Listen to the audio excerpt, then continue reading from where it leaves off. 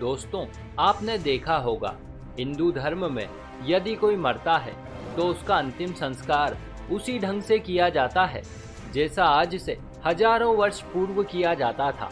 आज भी लोग उसी ढंग से शव यात्रा में सम्मिलित होते हैं, अर्थी को कंधा देते हैं, महिलाओं को छोड़कर केवल पुरुष ही शमशान घाट जाते हैं, चिता जलाते हैं और फिर सूतक का पालन भी करते हैं। इसके अलावा और भी बहुत कुछ। वैसे इसी क्रम में आज हम आपको शास्त्रों तथा पुराणों से ली गई जानकारियों के आधार पर इन्हीं सब प्रश्नों के उत्तर देंगे। साथ ही साथ आपको ये भी बताएंगे कि यदि आप किसी की शव यात्रा में सम्मिलित होते हैं या रास्ते में कोई शव यात्रा देखते हैं तो आपको बड़ी ही सजगता से किन किन नियमों का पालन करना चाहिए, अन्यथा आप पुण्य कमाने के बजाय पाप के भागीदार हो जाएंगे। तो आइए एक बार विस्तार से प्रकाश डालते हैं अंतिम यात्रा के कुछ प्रमुख नियमों पर। नमस्कार और एक बार फिर स्वागत है आप सभी का आपके अपने वीडियो कलश यूट्यूब चैनल पर।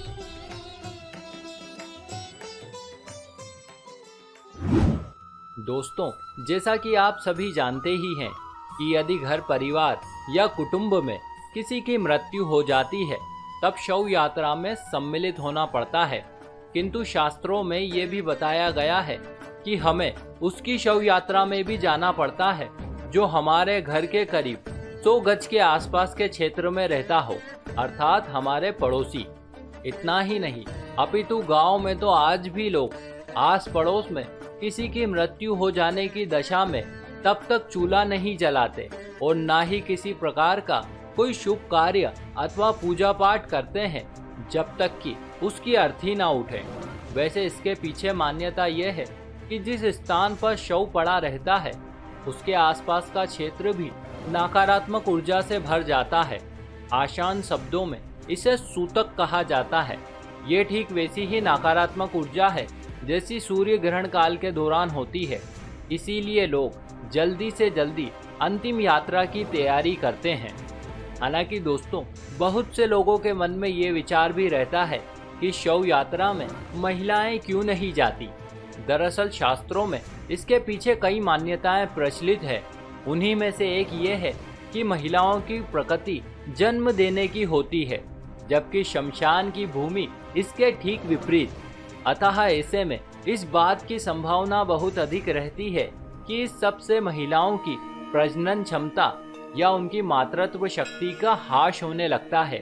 साथ ही ये भी माना जाता है कि महिलाएं अपने भावुक स्वभाव के कारण बड़ी ही आसानी से शमशान में मौजूद विभिन्न प्रकार की नकारात्मक शक्तियों का शिकार हो जाती है।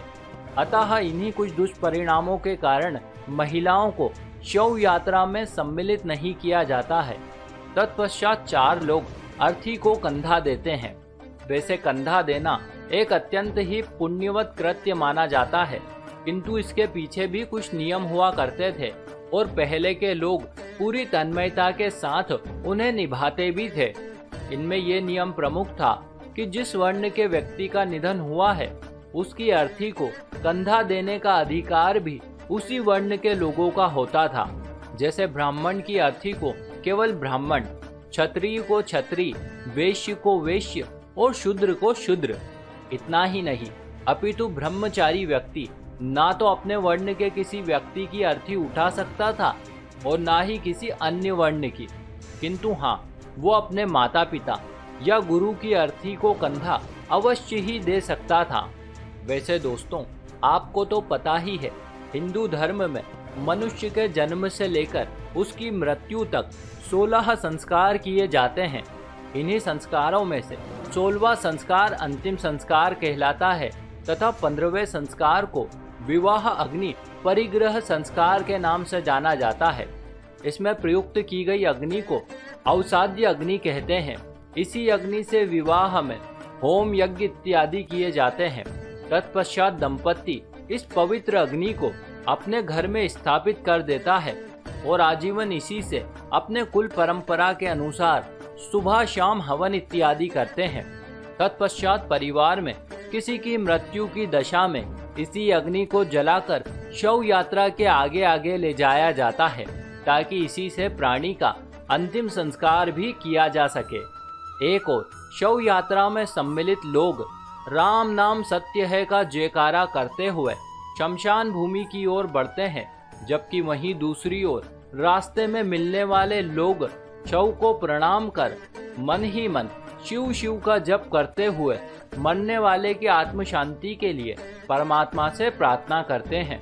दरअसल इस सब के पीछे शास्त्रोक्त मान्यता यह है, जिस मृत आत्मा ने अभी प्राण त्यागे हैं वो इस संसार को छोड़कर सीधे प्रभु के धाम जा रही है, अतः वो प्रणाम करने वाले सभी मनुष्यों के कष्टों तथा दुखों को अपने साथ ले जाता है।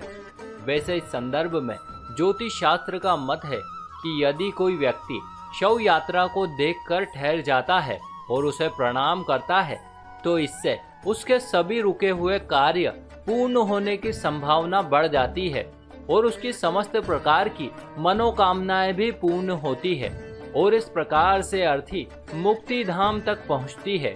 वैसे आपको बता दें कि मुक्ति धाम का क्षेत्र यमराज के अधीन आता है और वे इसकी देखरेख के लिए अदृश्य रूप से क्षेत्रज्ञ देव नियुक्त करते हैं।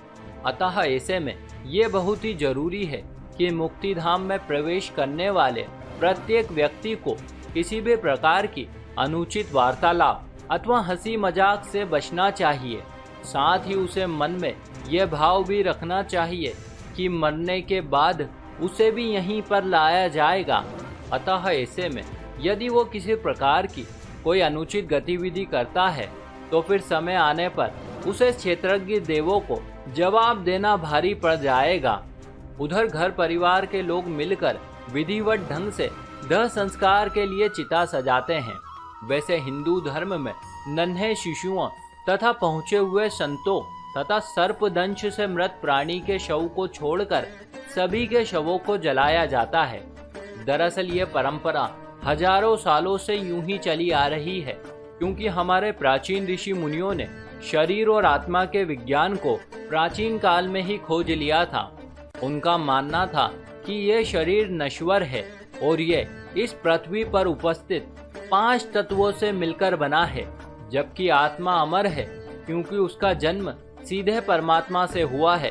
अतः इस शरीर को 5 तत्व अर्थात धरती, अग्नि, आकाश, जल और वायु में विलीन कर दिया जाना चाहिए, ताकि प्राणी का उसके शरीर के प्रति मोह भंग हो जाए और उसे सीधे मोक्ष की प्राप्ति हो सके। और आप तो जानते ही हैं कि संत सन्यासियों तथा नवजात शिशुओं को अपने शरीर के प्रति कोई मोह नहीं रहता, इसीलिए उन्हें जमीन में गाड़ा या समाधिस्थ किया जाता है। और सर्पदंश से मृत व्यक्ति के संदर्भ में ये मान्यताएं प्रचलित थी कि उसके शव को बेड़े पर रखकर नदी में प्रवाहित कर दिया जाता है। उस समय इस बात की बहुत संभावना रहती थी कि किसी सिद्ध पुरुष के आशीर्वाद से अथवा काल बेलियों के ज्ञान से उस व्यक्ति को पुनः नवजीवन प्राप्त हो जाया करता था। वैसे दोस्तों, दाह संस्कार कभी भी रात में नहीं किया जाता है। दरअसल इसके पीछे मान्यता यह है कि यदि किसी का रात में अंतिम संस्कार कर दिया जाए तो उसके सूक्ष्म शरीर को अत्यंत ही कष्ट भोगने पड़ते हैं और फिर अगले जन्म में वो नेत्रहीन पैदा होता है।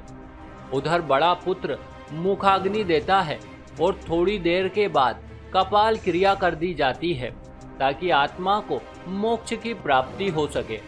तत्पश्चात जितने भी लोग शव यात्रा में सम्मिलित हुए थे वे सभी मृत व्यक्ति को अंतिम प्रणाम कर 3 लकड़ी दाएं हाथ में तथा 2 लकड़ी बाएं हाथ में रखकर शव की ओर पीठ करके अपने सिर से पीछे शव की ओर फेंक देते हैं और पीछे देखे बिना ही किसी नदी या तालाब में जाकर वस्त्र सहित स्नान करते हुए मृत प्राणी के नाम तथा गोत्र के आगे प्रेत बोलकर अंजुली से जल देकर बिना कुछ कहे पुनः घर की ओर चल देते हैं। दरअसल यहाँ पर पीछे मुड़कर ना देखने तथा बिना चलो कहे घर की ओर चल देने के पीछे मान्यता ये है कि मरने वाला प्राणी जब तक जीवित था तब तक वह आपका सगा, संबंधी, मित्र या रिश्तेदार था, किंतु अब चूंकि वो प्रेत योनि में जा चुका है इसीलिए उसका और आपका अब कोई संबंध नहीं रहा। अब ऐसे में यदि कोई व्यक्ति उसे ज्यादा याद करता है या घर जाते समय चलो शब्द का प्रयोग करता है, तो मरने वाला प्राणी प्रेत रूप धरकर उस व्यक्ति के साथ हो जाता है। इसे साधारण शब्दों में प्रेत बाधा कहते हैं। तत्पश्चात घर लौटने के बाद शव यात्रा में सम्मिलित लोगों को दांतों से मिर्च या नीम चबाकर फेंकना तथा लोहा, अग्नि, जल व पत्थर को स्पर्श करके ही घर में प्रवेश करना चाहिए। वैसे आपको बता दें कि इसके पीछे की धारणा यह है कि आध्यात्म जगत में किसी भी मनुष्य के इस भौतिक शरीर के अलावा भी ऊर्जा से बने कई अन्य शरीर माने गए हैं, जो शमशान घाट या शव के संपर्क में आने से दूषित हो जाते हैं। अतः जब आप इन वस्तुओं का स्पर्श करते हैं तो इससे उन शरीरों की अशुद्धियां भी दूर हो जाती है। इतना ही नहीं, अपितु जो लोग शव यात्रा में सम्मिलित होते हैं उन्हें एक दिन का, शव को छूने वालों को 3 दिनों का तथा अर्थी को कंधा देने वालों को लगभग 8 दिनों का सूतक मानना चाहिए। और आप तो जानते ही हैं, सूतक काल में पूजा पाठ, मंदिर तथा धार्मिक आयोजनों में सम्मिलित होने, साधुओं को दान देने, दान पेटी या गुल्लक आदि में रुपया पैसा डालने की मनाही होती है। इसी के साथ हमारी ये जानकारी भी यहीं समाप्त हुई। आशा करते हैं आपको ये जरूर अच्छी लगी होगी। ऐसे और भी वीडियो देखने के लिए अभी सब्सक्राइब करें वीडियो कलेश यूट्यूब चैनल को। साथ ही साथ इस वीडियो को ज़्यादा से ज़्यादा लोगों के साथ शेयर करें और अब से आप हमें फेसबुक पर फॉलो करना ना भूलें, ताकि चारों ओर धर्म रूपी प्रकाश फैल सके। आप सभी दोस्तों का बहुत बहुत धन्यवाद।